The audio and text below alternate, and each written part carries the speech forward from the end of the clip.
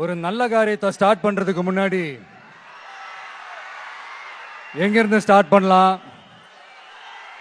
நம்மள பிடிச்சவங்க இருக்கிற இடத்துல இருந்து ஸ்டார்ட் பண்ணலாமா, இப்படிலாம் நிறைய விஷயம் மனசுக்கு தோணும் இல்லையா? அது மாதிரி தமிழ்நாடே நமக்கு பிடிச்ச இடம் தான், நமக்கு மனசுக்கு ரொம்ப பிடிச்ச இடம் தான். தமிழ்நாட்டில் எங்க இருந்து வேணாலும் நம்ம ஸ்டார்ட் பண்ணலாம். பட் இருந்தாலும் நம்ம வீட்டு வாசல்ல இருந்து ஸ்டார்ட் பண்றதுன்னு ஒண்ணு இருக்குல்ல. நம்மள பெத்த அம்மா இருக்கிற இடத்துல இருந்து அவங்களோட ஆசியோட ஸ்டார்ட் பண்றதுன்னு ஒண்ணு இருக்குல்ல. அதானே ஒரு பிரைட்டான ஒரு சைனா இருக்கும், ஒரு ஒளியோட ஒரு வெளிச்சத்தோட. சோ இதெல்லாம் மைண்ட்ல நினைச்சுக்கிட்டு தான் உங்க விஜய் உங்க பெரம்பூர் தொகுதியிலிருந்து, நம்ம பெரம்பூர் தொகுதியிலிருந்து நம்ம பிரச்சாரத்தை ஸ்டார்ட் பண்ணணும்னு முடிவு பண்ணிட்டேன்.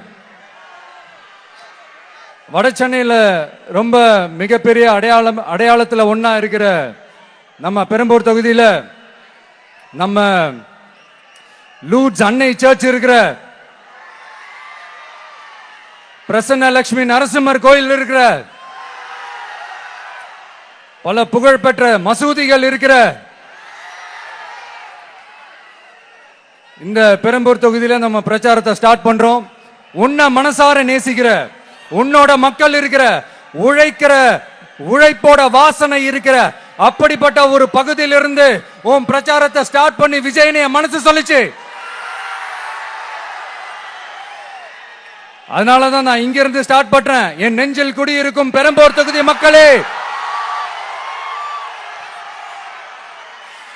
பெண்கள் பாதுகாப்பு இல்லாத, சட்டம் ஒழுங்கு சரியில்லாத, போதை பொருள் அதிகமா இருக்கிற நம்ம தமிழ்நாட்டை நம்ம காப்பாத்தி ஆகணும். தமிழ்நாட்டை இப்படி ஒரு நிலைமைக்கு கொண்டு வந்தது யாருன்னு நான் சொல்லிதான் உங்களுக்கு தெரியணும்னு அவசியம் இல்ல. தீய சக்தி திமுக தான் காரணம். இப்படி ஒண்ணுத்துக்குமே உதவாது இப்படி ஒரு ஆட்சியை நடத்திட்டு விரைவில் விடை பெற போகும் ஸ்டாலின் சார் தான் காரணம்.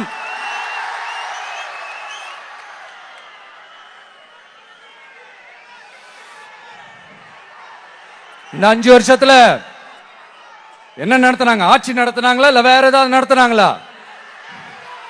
ஒரு சோறு தண்ணி கூட இல்லாம இருந்திரலாம் போல, ஒரு அடிப்படை வசதிகள் கூட இல்லாம எப்படி இருக்கிறது?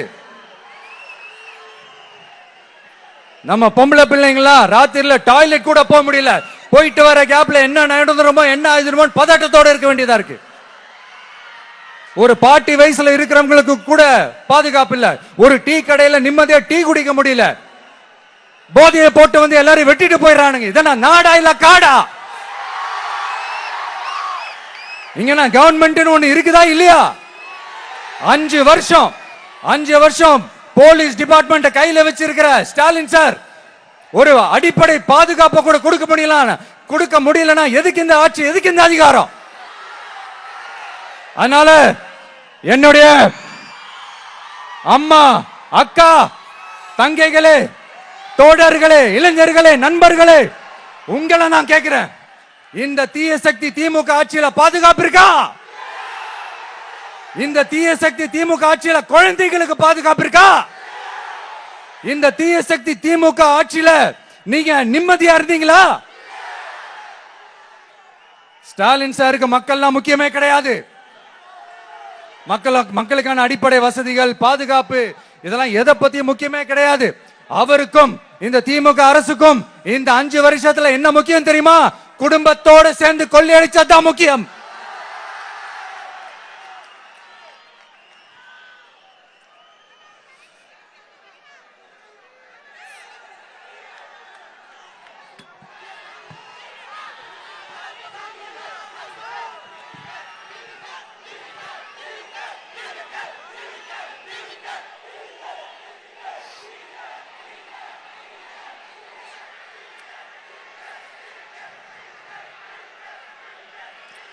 நான் முன்னாடியே சொன்ன மாதிரி டாஸ்மாக்ல மட்டுமே இது வரைக்கும் 1000 கோடிக்கு மேல ஊழல்.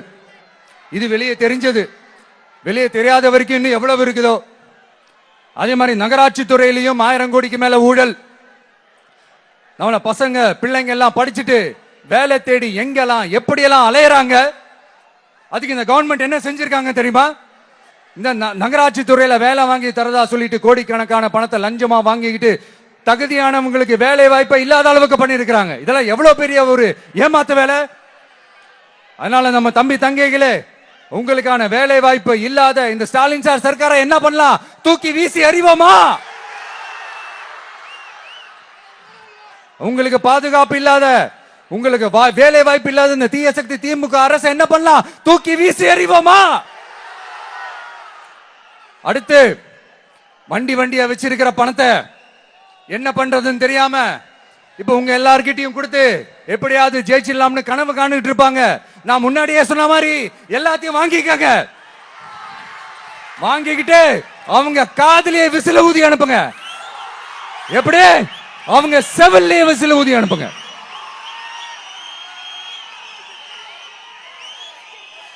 எப்படி ஸ்மார்ட்டா நம்மளை ஏமாத்தி கொள்ளையடிச்சாங்களோ, நாமளும் ஸ்மார்ட்டா இந்த திமுக அரசுக்கு வேட்டு வைக்கணும். வைப்பீங்க தானே? உங்களுக்கும் நம்மளுடைய ஜென்சி கிட்ஸுக்கும் நான் சொல்லிக்கிறது ஒண்ணுதான். ஏப்ரல் 23ஆம் தேதி காலங்காத்தால பக்காவா ரெடி ஆயிட்டு உங்க ஓட்டர் ஐடி கார்டை கையில் எடுத்துக்கிட்டு முதல்ல பூத்துல போய் நின்னு அந்த விசிலுக்கு நேரா இருக்கிற அந்த பட்டனை ஒரு அழுத்துங்க. உங்க வீட்டுல இருக்கிற ஒவ்வொருத்தரையும் அழைச்சிட்டு போங்க. வெளியூர்ல இருந்தீங்க, சென்னையில இருந்தீங்கன்னா ஊருக்கு போகணுமே ஓட்டு போடணுமே சொல்லி அசால்ட்டா இருந்துடாதீங்க. அட்வான்ஸா உங்களுடைய டிக்கெட்டை புக் பண்ணுங்க. இது ஒரு தலைமுறைக்கான தேர்தல், உங்களுக்கான தேர்தல்.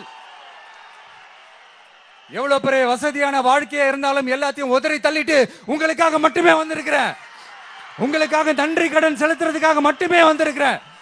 எல்லா வழிகளையும் தாங்கிக்கிட்டு உங்களுக்காக மட்டுமே வந்திருக்கிறேன்.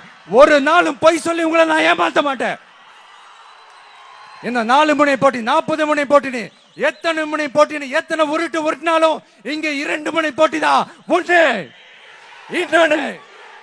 ஒன்னு டிவிக்கு, இன்னொன்னு டிஎம்கே. மக்கள் விரோத ஆட்சி நடத்துற ஸ்டாலின் சார் வேணுமா? மக்களை நேசிக்கிற விஜய் வேணுமா? அவ்வளவுதான் இந்த தேர்தலே.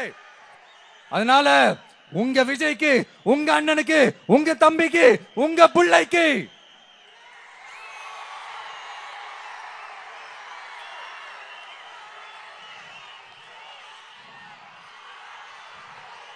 ஒரே ஒரு வாய்ப்பு கொடுங்க. தயவு செஞ்சு விசில் சின்னத்துக்கு ஓட்டு போடுங்க. இது ஒரு விசில் புரட்சி தேர்தலா இருக்கணும். வேற வேட்பாளர்களை நிறுத்தினாலும் அந்த வேட்பாளரும் நானும் இந்த விஜயும் வேற இல்லை. கான்பிடென்டா இருங்க. நல்லதே நடக்கும். வெற்றி நிச்சயம். மீண்டும் சந்திக்கும் வரை நன்றி, வணக்கம்.